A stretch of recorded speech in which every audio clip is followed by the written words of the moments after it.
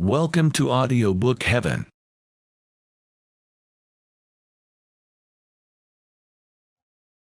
Oliver Twist by Charles Dickens. Chapter 8. Oliver reached the stile at which the bypath terminated, and once more gained the high road. It was 8 o'clock now. Though he was nearly 5 miles away from the town, he ran and hid behind the hedges by turns till noon, fearing that he might be pursued and overtaken. He then sat down to rest by the side of the milestone, and began to think, for the first time, where he had better go and try to live. The sound by which he was seated bore, in large characters, an intimation that it was just 70 miles from that spot to London. The name awakened a new train of ideas in the boy's mind. London! That great place! Nobody, not even Mr. Bumble, could ever find him there.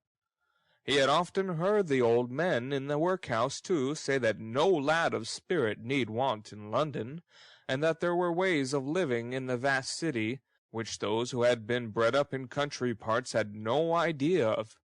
It was the very place for a homeless boy who must die in the streets unless someone helped him.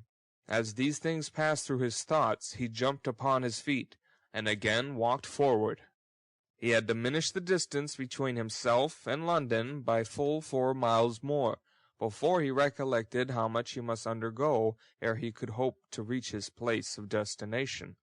As this consideration forced itself upon him, he slackened his pace a little, and meditated upon his means of getting there. He had a crust of bread, a coarse shirt, and 2 pairs of stockings in his bundle. He had a penny, too, a gift of sour berries after some funeral in which he had acquitted himself more than ordinarily well, in his pocket. "A clean shirt," thought Oliver, "is a very comfortable thing, and so are 2 pairs of darned stockings, and so is a penny. But they are small helps to a 65 miles walk in winter time." But Oliver's thoughts, like those of other people, although they were extremely ready and active to point out his difficulties, were wholly at a loss to suggest any feasible mode of surmounting them. So, after a good deal of thinking to no particular purpose, he changed his little bundle over to the other shoulder, and trudged on.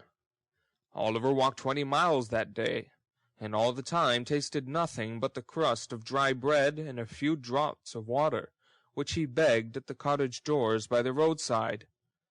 When the night came, he turned into a meadow, and creeping close under a hayrick, determined to lie there till morning.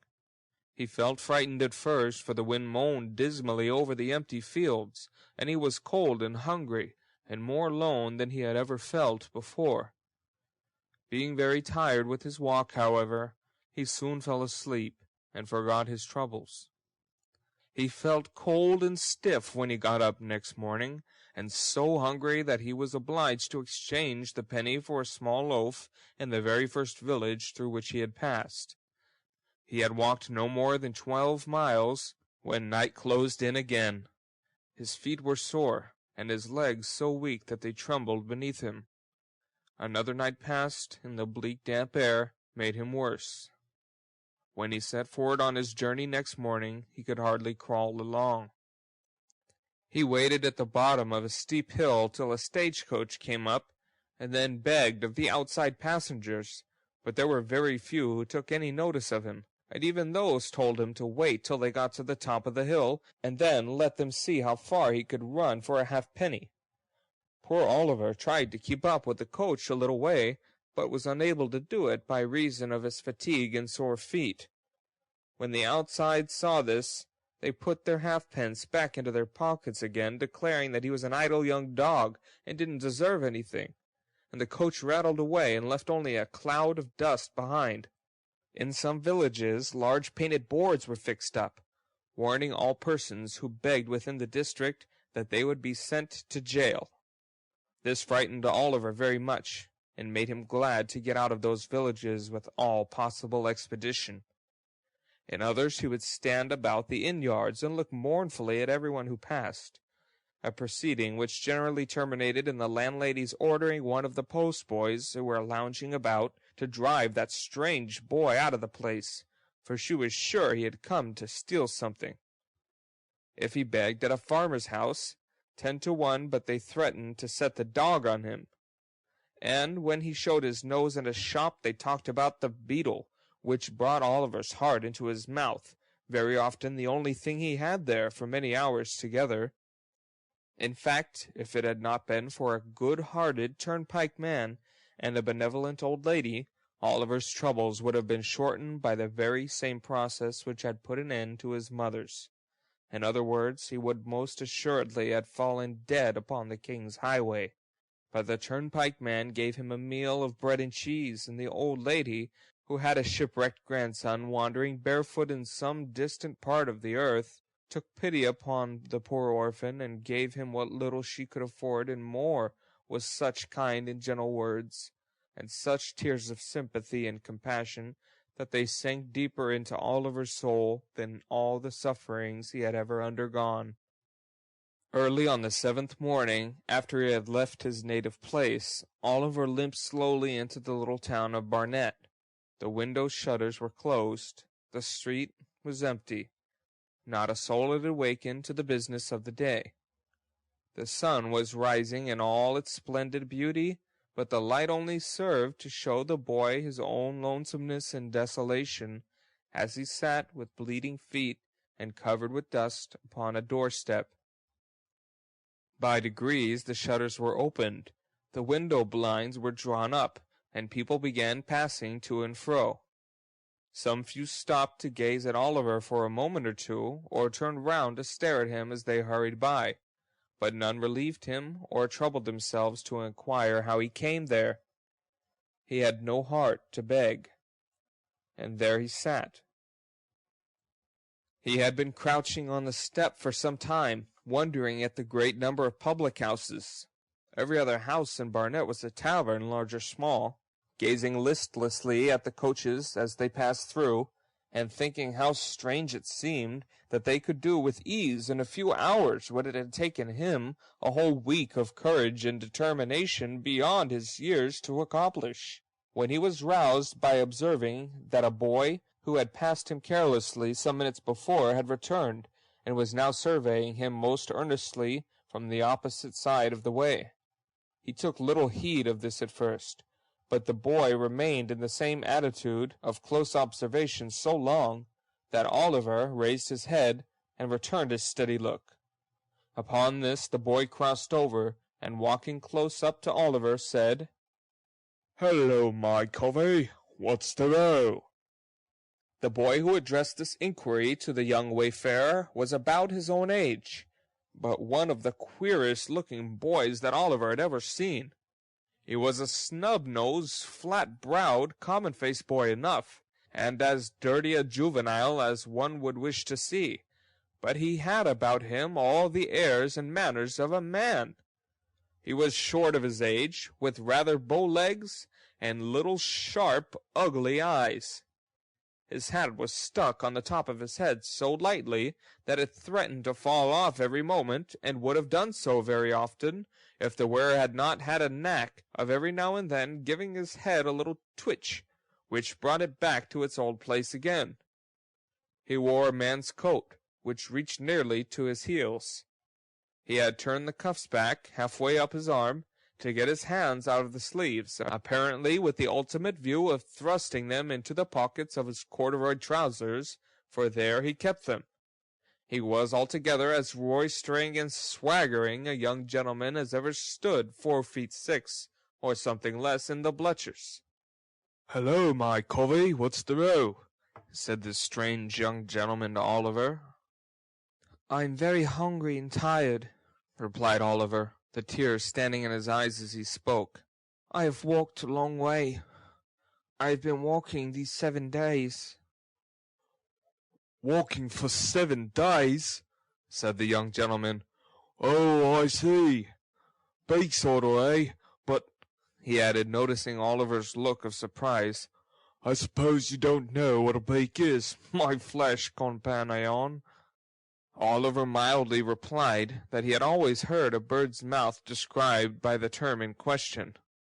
"My eyes, how green!" exclaimed the young gentleman. "Why, a beak's a magistrate, and when you walk by a beak's order, it's not straight forward, but it's always a going up, and a never a coming down again. Was you never on the mill?" "What mill?" inquired Oliver. "What mill? Why, the mill. The mill as it takes up so little room that it'll never work inside a stone jug, and always goes better when the wind's low with people than when it's high, 'cause then they can't get workmen. But come," said the young gentleman, "you won't grub and you shall have it. I'm a low water mark myself, only one bob and a magpie, but as far as it goes, I'll fork out and stump. Up with you on your pins there. Now then, Maurice!" Assisting Oliver to rise, the young gentleman took him to an adjacent chandler's shop, where he purchased a sufficiency of ready-dressed ham and a half-quartern loaf, or as he himself expressed it, "a fourpenny bran," the ham being kept clean and preserved from dust by the ingenious expedient of making a hole in the loaf by pulling out a portion of the crumb and stuffing it therein. Taking the bread under his arm, the young gentleman turned into a small public-house, and led the way to a tap-room in the rear of the premises. Here a pot of beer was brought in, by direction of the mysterious youth, and Oliver, falling to at his new friend's bidding, made a long and hearty meal, during the process of which the strange boy eyed him from time to time with great attention. "Going to London?" said this strange boy, when Oliver had at length concluded. "Yes." "Got any lodgings?" "No." "Money?" "No." The strange boy whistled and put his arm into his pockets, as far as the big coat sleeves would let them go. "Do you live in London?" inquired Oliver. "Yes, I do, when I'm at home," replied the boy. "I suppose you want some place to sleep in tonight, don't you?" "I do indeed," answered Oliver. "I have not slept under a roof since I left the country." "Don't fetch your eyelids on that score," said the young gentleman. "I've got to be in London tonight, and I know a spectable old gentleman as lives there, what'll give you lodgings for nothing, and never ask for the change. That is, if any gentleman he knows introduces you. And don't he know me? Oh, no, not in the least. By no means, certainly not." The young gentleman smiled as if to intimate that the latter fragments of discourse were playfully ironical, and finished the beer as he did so. This unexpected offer of shelter was too tempting to be resisted, especially as it was immediately followed up by the assurance that the old gentleman referred to would doubtless provide Oliver with a comfortable place without loss of time. This led to a more friendly and confidential dialogue, from which Oliver discovered that his friend's name was Jack Dawkins, and that he was a particular pet and protege of the elderly gentleman before mentioned. Mr. Dawkins's appearance did not say a vast deal in favor of the comforts which his patron's interest obtained from those he took under his protection, but as he had a rather flighty and dissolute mode of conversing, and furthermore avowed that among his intimate friends he was better known by the sobriquet of the Artful Dodger, Oliver concluded that, being of a dissipated and careless turn, the moral precepts of his benefactor had hitherto been thrown away upon him. Under this impression he secretly resolved to cultivate the good opinion of the old gentleman as quickly as possible, and, if he found the Dodger incorrigible, as he more than half expected he should, to decline the honor of his farther acquaintance. As John Dawkins objected to their entering London before nightfall, it was nearly 11 o'clock when they reached the turnpike at Islington. They crossed from the Angel into St. John's Road, struck down the small street which terminates at Sadler's Wells Theatre, through Exmouth Street and Coppice Row, down the little court by the side of the workhouse, across the classic ground which once bore the name of Hawkey in the Hole, thence into Little Saffron Hill, and so into Saffron Hill the Great, along which the Dodger scudded at a rapid pace, directing Oliver to follow close at his heels. Although Oliver had enough to occupy his attention in keeping sight of his leader, he could not help bestowing a few hasty glances on either side of the way as he passed along. A dirtier or more wretched place he had never seen. The street was very narrow and muddy, and the air was impregnated with filthy odors. There were a good many small shops, but the only stock in trade appeared to be heaps of children, who, even at that time of night, were crawling in and out of the doors, or screaming from the inside. The sole places that seemed to prosper amid the general blight of this place were the public houses, and in them the lowest orders of Irish were wrangling with might and main. Covered ways and yards, which here and there diverged from the main street, disclosed little knots of houses where drunken men and women were positively wallowing in filth, and from several of the doorways great ill-looking fellows were cautiously emerging, bound to all appearance on no very well-disposed or harmless errands. Oliver was just considering whether he hadn't better run away when they reached the bottom of the hill. His conductor, catching him by the arm, pushed open the door of a house near Field Lane, and drawing him into the passage, closed it behind them. "Now then," cried a voice from below, in reply to a whistle from the Dodger. "Plumie and Slam," was the reply. This seemed to be some watchword or signal that all was right, for the light of a feeble candle gleamed on the wall at the remote end of the passage, and a man's face peeped out, from which a balustrade of the old kitchen staircase had been broken away. "There's two of you," said the man, thrusting the candle farther out and shielding his eyes with his hands. "Who's t'other one?"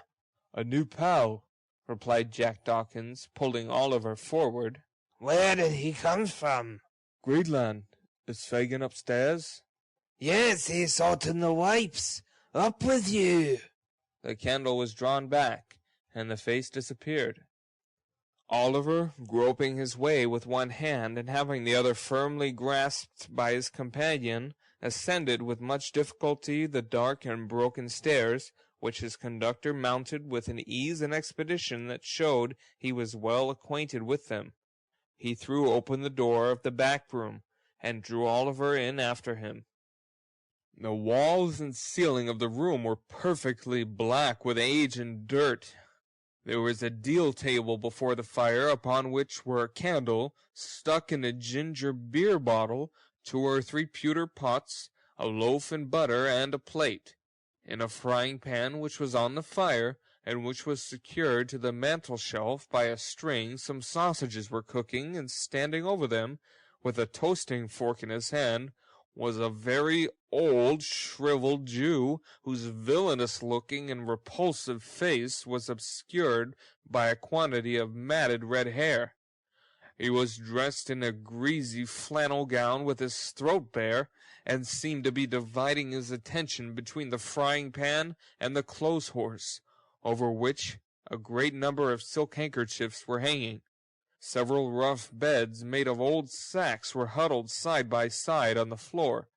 Seated round the table were 4 or 5 boys, none older than the Dodger, smoking long clay pipes and drinking spirits with the air of middle-aged men. These all crowded about their associate as he whispered a few words to the Jew, and then turned round and grinned at Oliver. So did the Jew himself, toasting fork in hand. "Well, very glad to see you, Oliver, very," said the Jew. "Dodger, take off the sausages and draw a tub near the fire for Oliver. Ah, you're staring at the pocket handkerchiefs, eh, my dear? There are a good many of them, ain't there?